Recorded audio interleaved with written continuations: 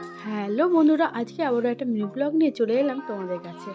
আজকে যাচ্ছি আমার বরের ফ্রেন্ডের শ্বশুরবাড়ি। তো সেখানে যাওয়ার জন্য সবাই রেডি হয়েছে, এখনও বাকি জন আসার অপেক্ষা আছে। তো তাদের জন্য ওয়েট করছিলাম স্টেশনে বসে।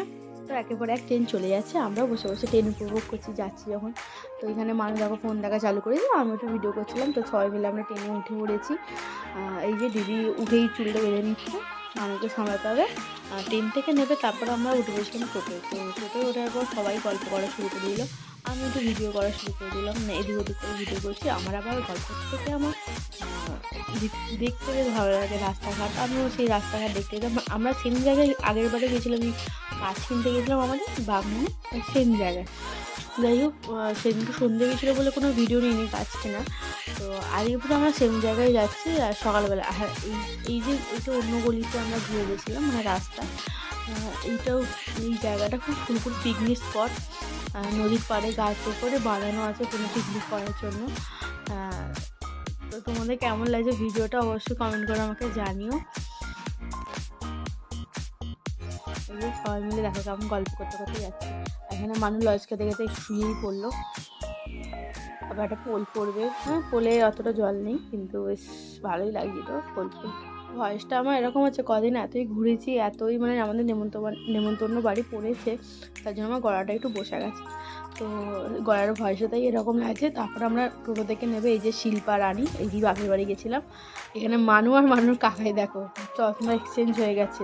মানুর চশমা কাকাই, কাকার চশমা মানু। তারপরে এই যে আমরা হেঁটে হেঁটে যাচ্ছি, এখন তারাও একটা ভালো করে ছবি তুলে নিই। তো ছবি তোলা বদলে ওটা সেলফি উঠে গেছে। তো এখানে আমাদের এখানে নিচের আবার আছে মাঠে নামা, যেহেতু মাঠে বৃষ্টিটা হচ্ছে।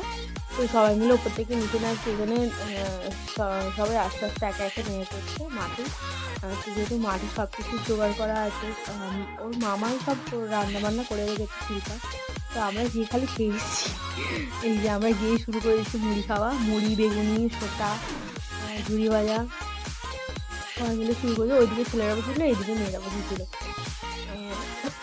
এখানে মানুষ তো শুয়েই পড়েছিল।